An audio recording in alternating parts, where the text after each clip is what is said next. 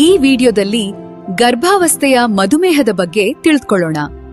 ನಮಸ್ಕಾರ. ಆರೋಗ್ಯಕರ ಗರ್ಭಧಾರಣೆಯ ಕನಸು ಕಾಣುವ ಪ್ರತಿಯೊಬ್ಬರಿಗೂ ಗರ್ಭಾವಸ್ಥೆಯ ಮಧುಮೇಹ ಅಂದ್ರೆ ಜೆಸ್ಟೇಷನಲ್ ಡಯಾಬಿಟೀಸ್ ಬಗ್ಗೆ ತಿಳಿದುಕೊಳ್ಳೋದು ತುಂಬಾ ಮುಖ್ಯ. ಬನ್ನಿ ಇದೇನು ಅಂತ ಸರಳವಾಗಿ ಸುಲಭವಾಗಿ ಅರ್ಥ ಮಾಡಿಕೊಳ್ಳೋಣ. ಮೊದಲನೇದಾಗಿ ಗರ್ಭಾವಸ್ಥೆಯ ಮಧುಮೇಹ ಅಂದ್ರೆ ಏನು? ತುಂಬಾ ಸಿಂಪಲ್. ಇದು ಒಂದು ರೀತಿಯ ಡಯಾಬಿಟೀಸ್, ಆದ್ರೆ ಇದು ಗರ್ಭಿಣಿಯಾಗಿದ್ದಾಗ ಮಾತ್ರ ಕಾಣಿಸ್ಕೊಡುತ್ತೆ.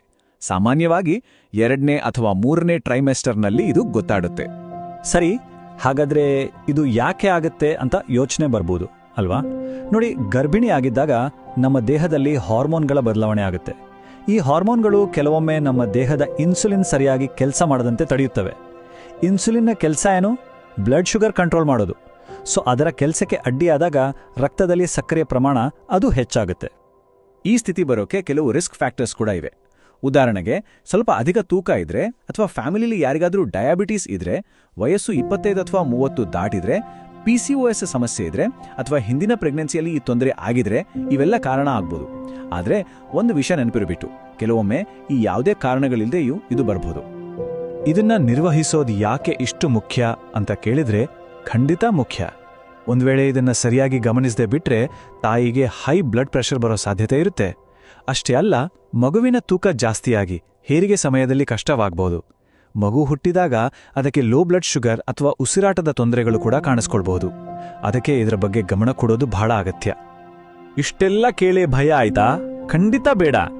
ಯಾಕೆಂದ್ರೆ ಇಲ್ಲೊಂದು ತುಂಬಾನೇ ಒಳ್ಳೆ ಸುದ್ದಿ ಇದೆ. ಸರಿಯಾದ ಸಮಯದಲ್ಲಿ ಸರಿಯಾದ ಆರೈಕೆ ಮಾಡಿದ್ರೆ ಈ ಗರ್ಭಾವಸ್ಥೆಯ ಮಧುಮೇಹವನ್ನು ತುಂಬಾನೇ ಚೆನ್ನಾಗಿ ಮ್ಯಾನೇಜ್ ಮಾಡಬಹುದು. ಇದೊಂದು ಕಂಟ್ರೋಲ್ ಮಾಡಬಹುದಾದ ಸ್ಥಿತಿಯಷ್ಟೇ. ಹಾಗಾದ್ರೆ ಇದನ್ನ ಮ್ಯಾನೇಜ್ ಮಾಡೋದು ಹೇಗೆ? ಅದಕ್ಕೊಂದು 4 ಮುಖ್ಯ ಸೂತ್ರಗಳಿವೆ. ಮೊದಲನೇದು ಒಂದು ಆರೋಗ್ಯಕರ ಬ್ಯಾಲೆನ್ಸ್ಡ್ ಡಯಟ್.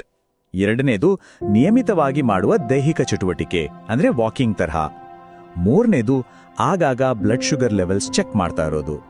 ಮತ್ತು ಕೊನೆಯದಾಗಿ, ಒಂದು ವೇಳೆ ಡಾಕ್ಟರ್ಗೆ ಅಗತ್ಯ ಅಂತ ಅನ್ಸಿದ್ರೆ ಅವ್ರು ಹೇಳೋ ಔಷಧಿ ಅಥವಾ ಇನ್ಸುಲಿನ್ ತಗೊಳ್ಳೋದು. ನೋಡಿ, ಇದನ್ನ ನೆನಪಲ್ಲಿ ಇಟ್ಕೋಬೇಕು.